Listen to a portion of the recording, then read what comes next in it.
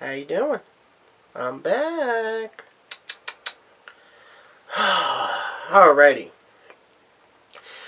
This video is going to be about one of my WrestleMania 32 dream matches. Now, this one, obviously, there is no actual way that this match can happen. I did a video with Sting and The Undertaker, saying that they should make that as a WrestleMania 32 dream match, and they physically can make the match.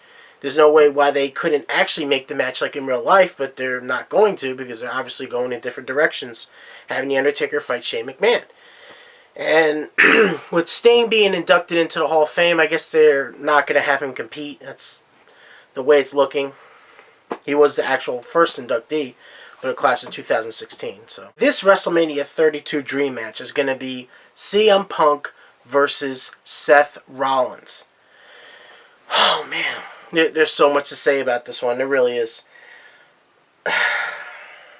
Okay.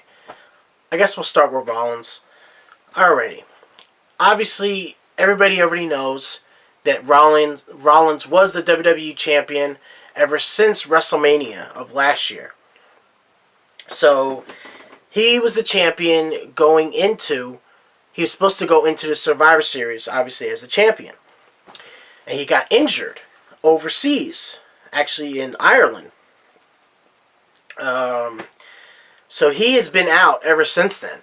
And that happened like 2-3 weeks before the Survivor Series of last year. So they obviously had to crown a new champion and everything like that.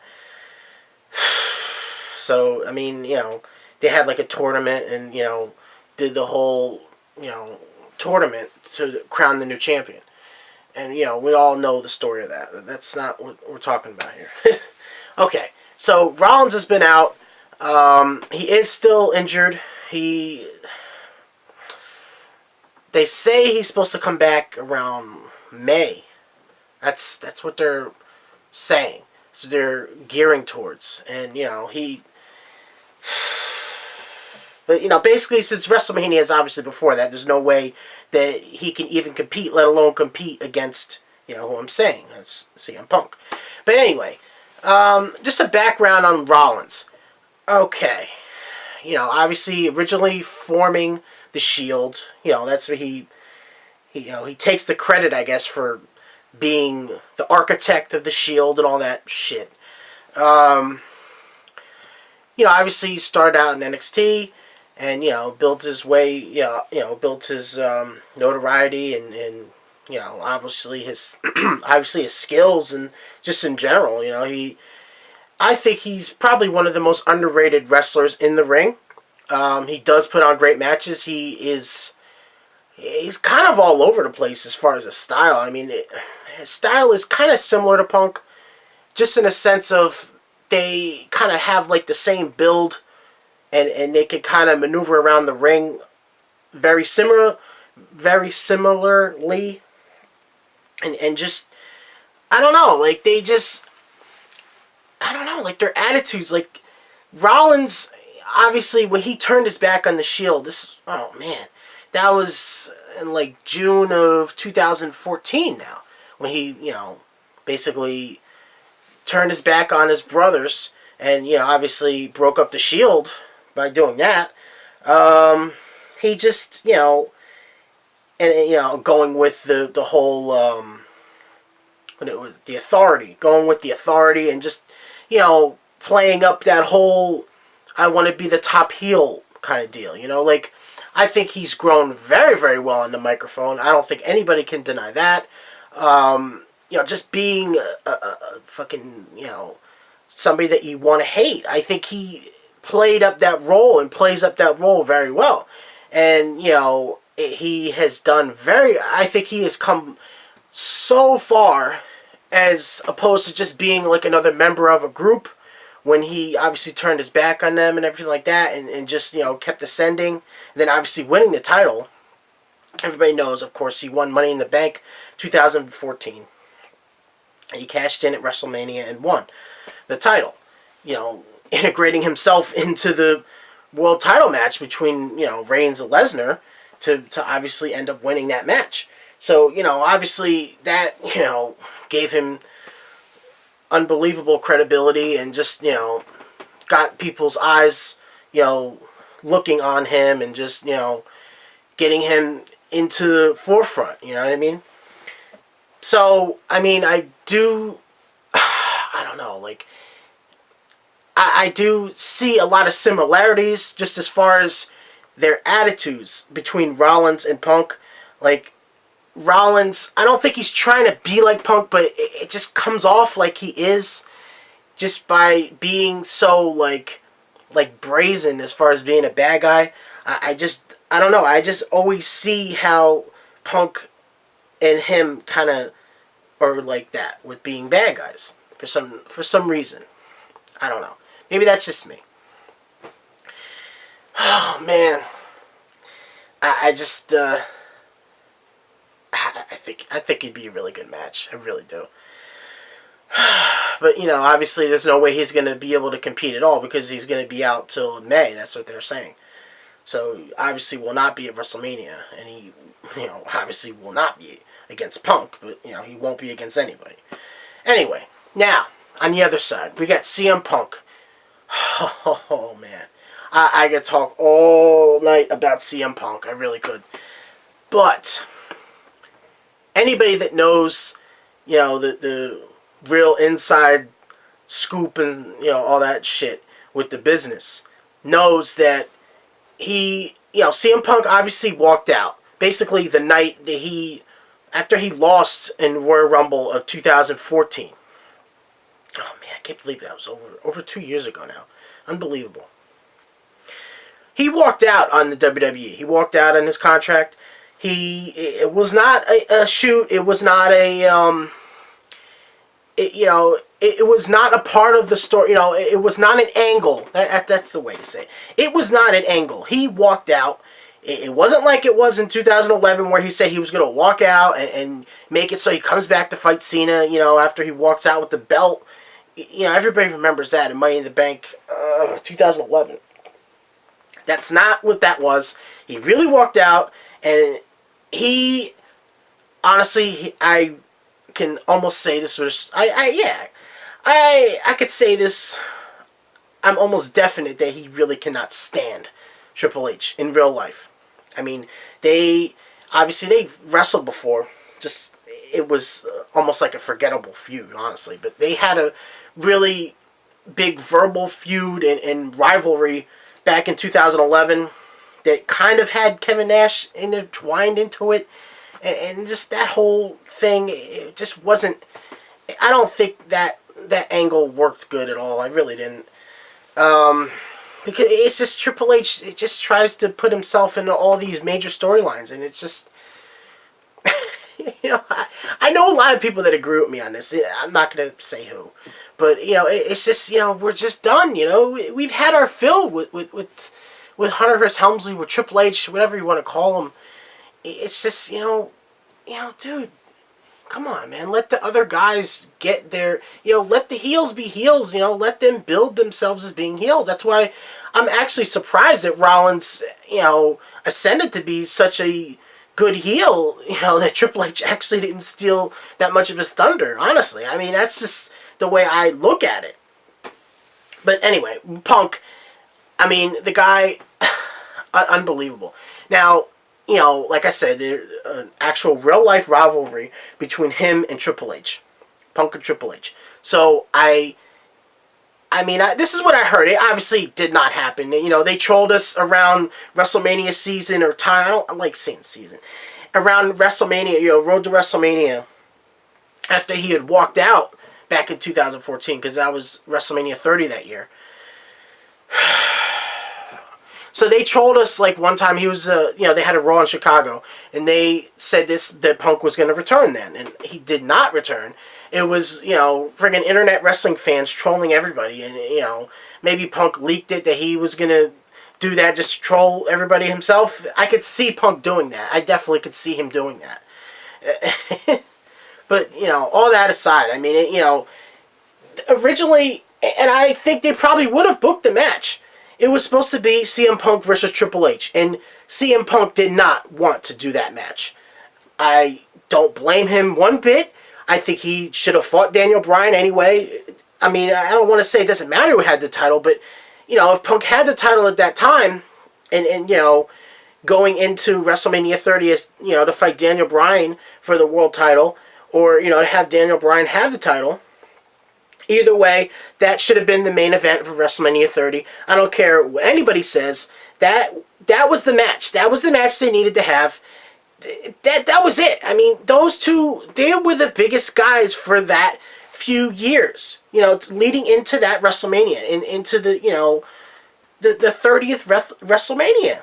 That was it. That was the match they should have had. There's no question. I don't think anybody, when you just sit there and think about it for a minute, think about the years leading into, you know, just the stars that they have had, and those two were the biggest new stars that they had, and they should have made that match for WrestleMania 30. You could troll me all you want in the comments. You could do whatever the fuck you want. You know, that's bullshit. That was the match they should have had. All that aside, he was supposed to fight Triple H. He did not want to fight Triple H. CM Punk, I'm talking about. He did not want to fight Triple H at WrestleMania 30. And it's just this whole mess. Like, oh, man. You know, there's a lot of stuff, man. There really is. I mean, I really could go on forever. He had a lot of real-life beef. I mean, you know, aside from the pipe bomb promo and all that, that was nothing. I mean, he had, like, real legitimate gripes. He had the thing with the staph infection and, you know, claiming that the doctors didn't, like, catch it in time. The WWE, you know, medical staff and stuff like that did not catch his staph infection. Almost didn't catch it in time. Obviously, if it, you know, was too late, obviously, you know, we already know what would happen there. But, you know, I mean, that's really serious stuff. You know, you don't play around with that. If you have an infection, you have to get it treated. And, you know, I don't really see CM Punk lying about something like that. I like to think that he would not do that. I don't think he would. And obviously, you know, it's a whole mess with that. It's a whole different thing to talk about, honestly. But that's definitely a part of it. You have that. You have, obviously, his real-life gripes with the McMahons and Triple H. And just this whole beef with that. It makes how this match is really a dream match, because honestly, I don't really see CM Punk ever returning to the WWE. I'd like to see him return. Punk is a good face when he doesn't, like, try to be a face. Like when he did that turn, and obviously people started to notice, you know, with the whole pipe bomb promo and stuff like that, I don't really think he was, like, trying to be a baby face. Or, like, he was just trying to make, you know, his mark. And, you know, you can't fucking blame the guy. He wants to fucking be the top guy. There's nothing wrong with that. You know, what the fuck? What the hell are you doing wrestling for if you don't want to fucking be the man?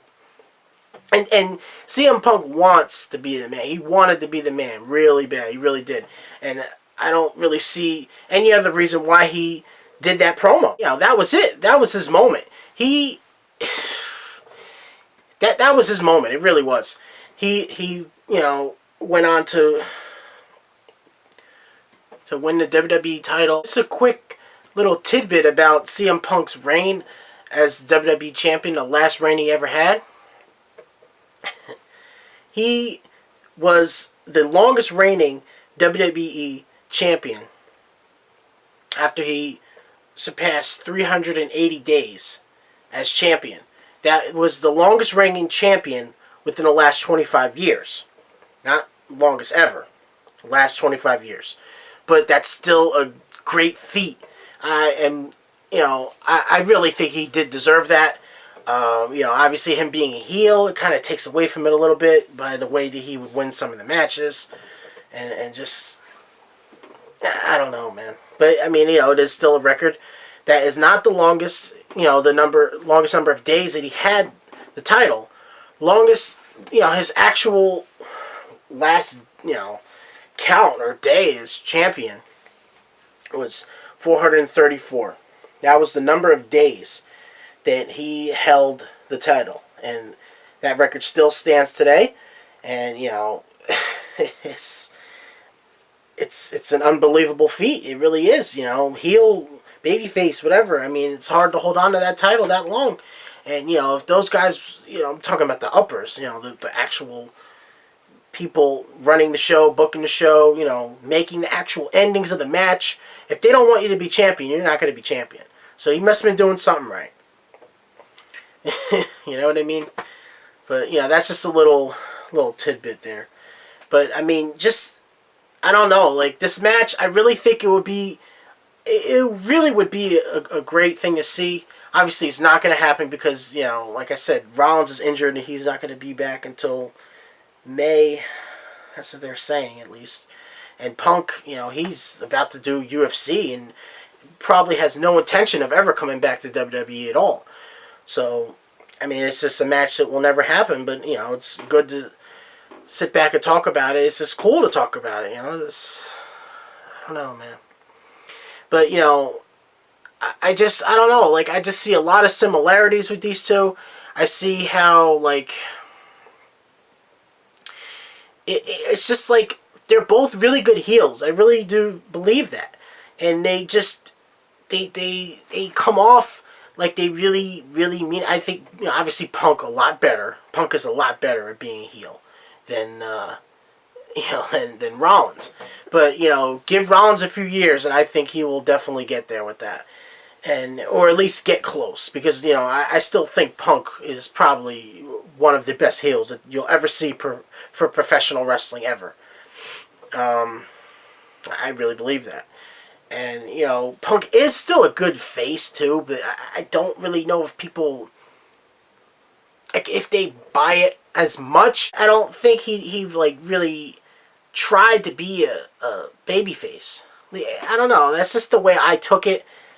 I don't really see how he wasn't, like, I don't know, like, I don't want to constantly compare everybody to everybody else, but it's, like, the only way to really describe it. Like, when Steve Austin was going on his rise, like, he wasn't trying to be a good guy, he wasn't trying to be well, I guess he was trying to be a bad guy, but it was just, like, the whole era, people just liked it for some reason. So, it was like one of those things, like he was like kind of like a tweener, like Punk was kind of like a tweener, like, you know, tweener meaning like in between, you know, babyface and heel. But it was just like, I don't know. I just think for some reason it's just a little more organic when Punk is an actual heel. And I don't know, man. But I mean, I think if these guys ever did get in the ring, I think they could easily do an Iron Man match, an actual 60-minute Iron Man match, not that bullshit 30-minute Iron Man match, an actual 60-minute Iron Man match. Oh, man, that would be the best. That's it, man. You don't even, doesn't matter if it's for a title or not. That would be a great wrestling match to watch. Oh, I mean, any kind of match they would have, it would be great. But, I mean, you know, even if it's a one fall to a finish, you know, no holds barred or whatever, a straight wrestling match, I think these guys will put on a tremendous WrestleMania match. I don't think anybody can argue that. It would just be something to see. It'd be one of the best matches you would probably ever watch as a wrestling fan. It would just be great. It really would. Oh, man. I don't know. One can dream, right? Alrighty, well, I'm gonna get the fuck out of here, and I will see you when I see you.